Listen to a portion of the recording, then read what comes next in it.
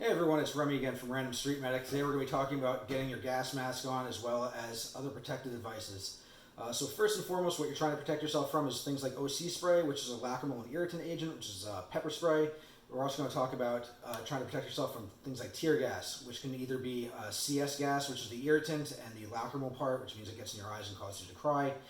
Or it can also be DM gas, which is the vomitive agent. It causes vomiting, which is what we've seen out in Portland, I believe.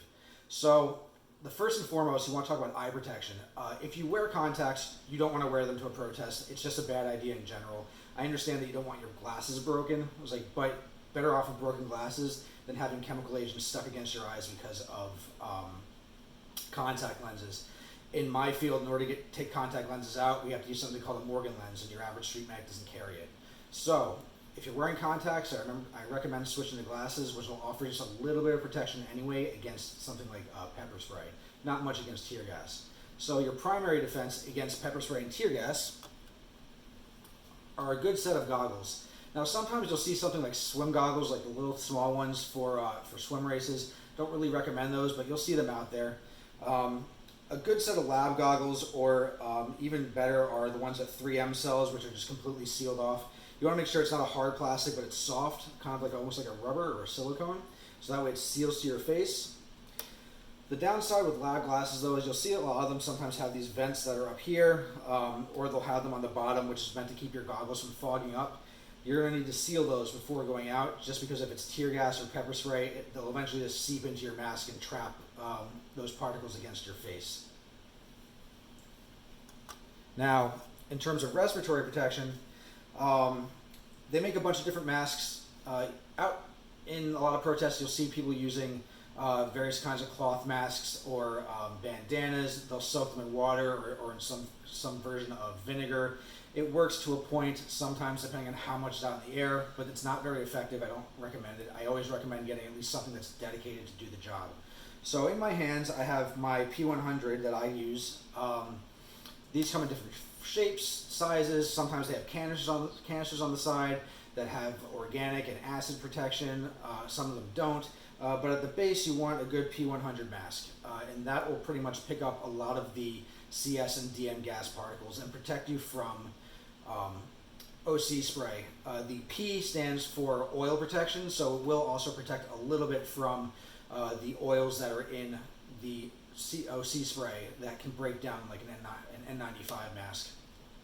So to put it on, say you're stuck out in that cloud of tear gas, what you don't want to do is you don't want to take this big heaping breath. You don't want to take this big giant breath and breathe in a lot of tear gas. You want to have a normal breath and you want to hold it. You want to take this, you want to seal it to your face, and then you want to pull back here and here. So what I tend to do is I tend to do this beforehand, before I go to a protest. So this is already tightened. So in order to clear this, that breath that you took that I told you to hold, there's this valve right here. You're going to take your hand and you're going to blow really hard. What that does, it blows all the air that's in your mask out. Take your hands here and you're going to block your intakes and you're going to inhale. And what that does, it creates negative pressure and pulls your mask against your face. So just in case you didn't hear me, what you're going to do is you're going to block this little vent right here, and you're going to blow out. Then you're going to take your hands right over the intakes, which is where these filters are, and you're going to inhale. And what that does is if you have a good seal on your face, it's going to suck it against your face with negative pressure and seal it off.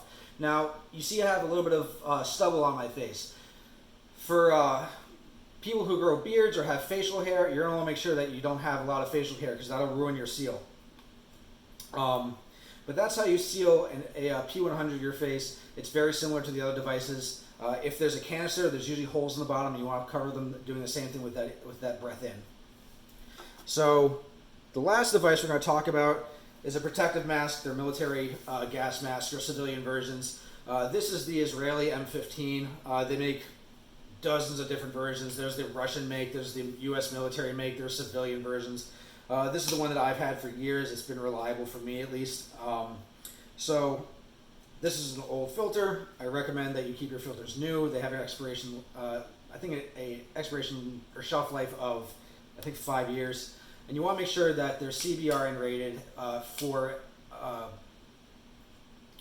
acid and organic. You don't want anything that's less than that.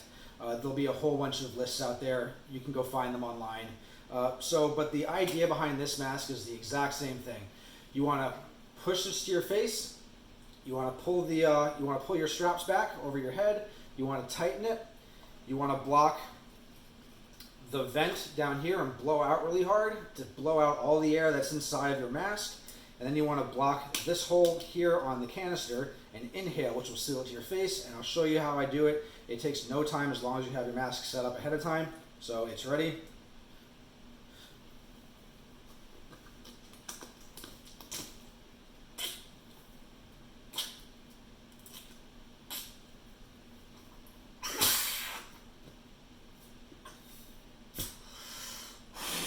And my mask is sealed to my face. So this, once again, is Remy from Random Street Medic. See you out in the street.